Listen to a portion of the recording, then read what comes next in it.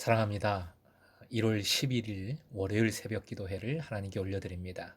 함께 찬양, 천사의 말을 하는 사람도 부르십니다.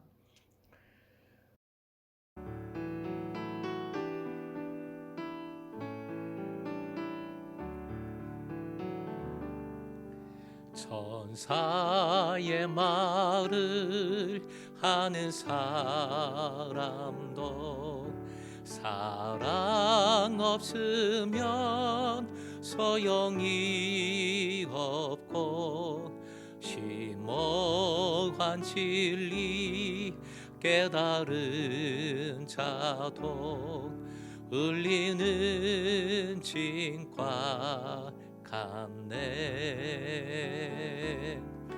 하나님 말씀 전한다 해도 그 무슨 소용 있나.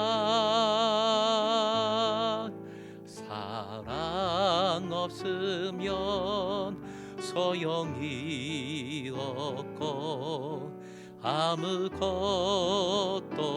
아닙니다.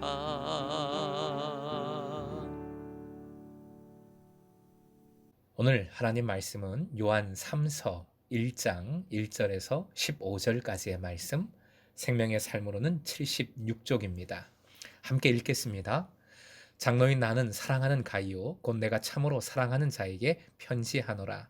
사랑하는 자여 내 영혼이 잘됨같이 내가 범사에 잘되고 간건하기를 내가 간구하노라. 형제들이 와서 내게 있는 진리를 증언하되 내가 진리 안에서 행한다 하니 내가 심히 기뻐하노라. 내가 내 자녀들이 진리 안에서 행한다 함을 듣는 것보다 더 기쁜 일이 없도다.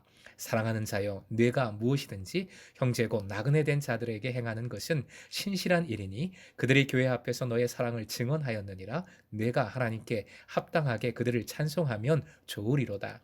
이는 그들이 주의 이름을 위하여 나가서 이방인에게 아무것도 받지 아니함이라. 그러므로 우리가 이 같은 자들을 영접하는 것이 마땅하니 이는 우리로 진리를 위하여 함께 일하는 자가 되게 하려 함이라.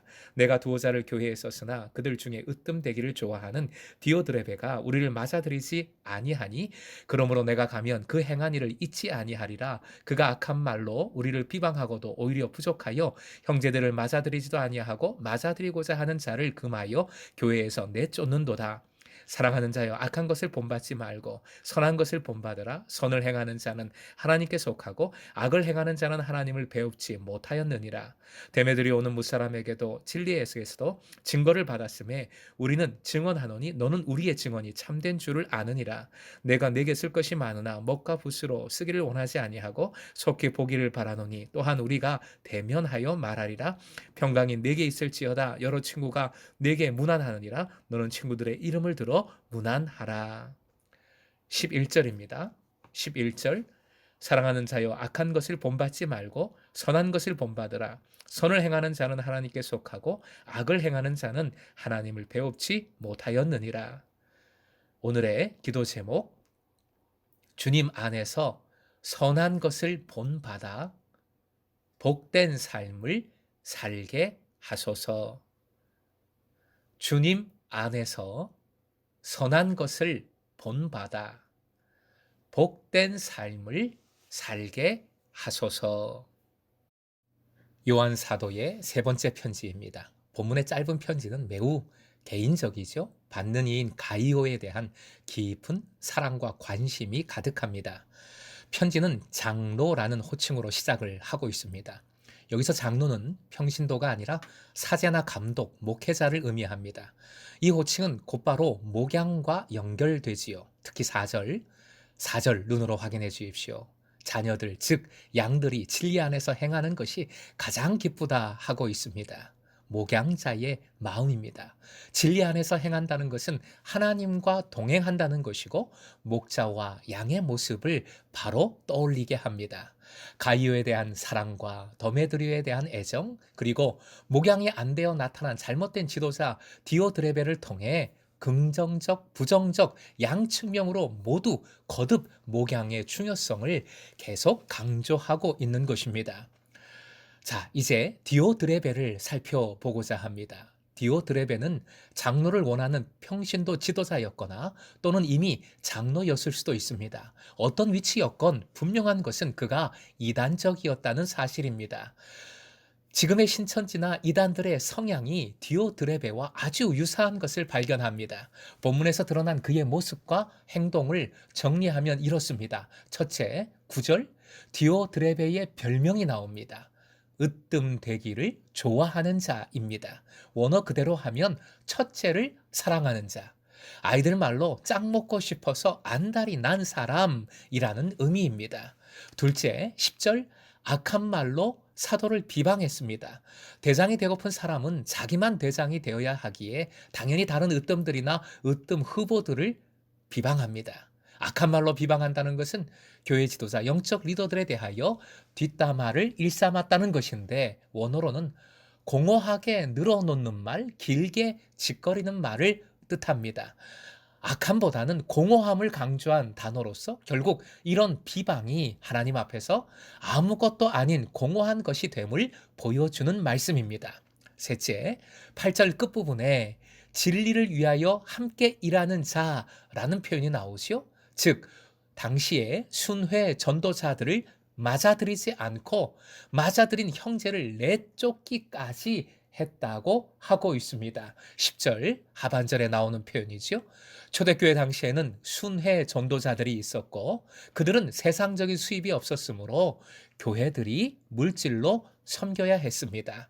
그런데 디오드레베는 반사랑적인 행위를 일삼았던 것이지요. 그들을 거부하고 그들을 맞아들인 지체를 내쫓기까지 했습니다. 요한 1서, 2서, 3서 전체에 흐르는 주님의 메시지는 이겁니다. 믿음의 사람은 그 믿음이 삶에서 나타난다. 뭐로 나타납니까? 사랑으로 나타납니다. 믿음과 사랑은 따로 떨어지는 것이 아니라 완전히 하나인 것입니다. 그러기에 디오드레베의 행동은 악한 것이고 디오드레베는 하나님께 속하지 않은 자, 믿음이 없는 자의 모습입니다. 그래서 사도 요한은 가이오를 향하여 계속 사랑하는 자여, 사랑하는 자여 라고 부르고 있습니다. 악한 세상, 심지어 공동체 내에도 이런 악한 이들이 잘못된 지도력을 행하고 있는 상황입니다. 이런 악한 자와 그 행동, 그 삶을 본받지 마라. 선한 것을 본받아 선을 행하라. 즉 사랑하라. 간절히 명하고 있습니다. 그리스도를 바라보라. 사랑하는 이들을 서로 붙들라. 그러면서 데메드리오를 말합니다. 곡식을 주관하는 여신 데메테르에게 속했다라는 뜻의 이름을 보면 데메드리오는 이방인이었을 겁니다.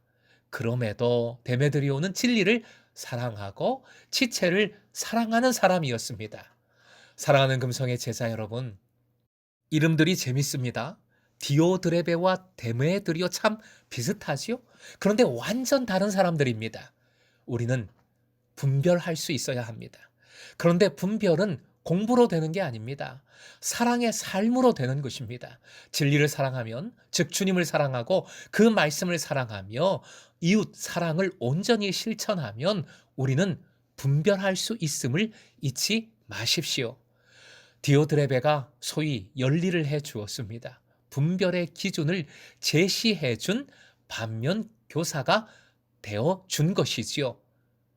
무엇을 보여주었습니까? 으뜸되길 좋아하는 것, 영적 리더들을 비방하는 것, 진리의 동력자들을 거부하고 받아들이는 이들을 공격하는 것, 이 모두 사랑이 아니지요. 하나님께 속한 것이 아닙니다. 진리가 아닙니다. 사랑하는 금성의 예배자 여러분, 따라해 주십시오. 사랑하는 자여. 또 따라해 주십시오. 김호성, 사랑하는 자여. 얼떨결에 따라해 주셨죠? 죄송합니다.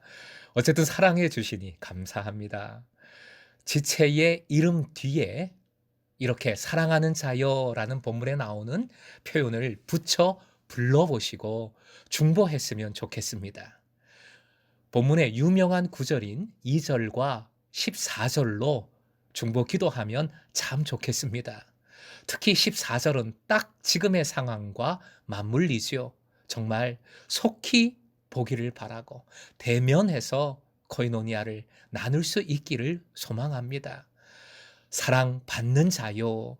여러분은 오늘도 예수님의 사랑받는 자입니다. 사랑하는 자요.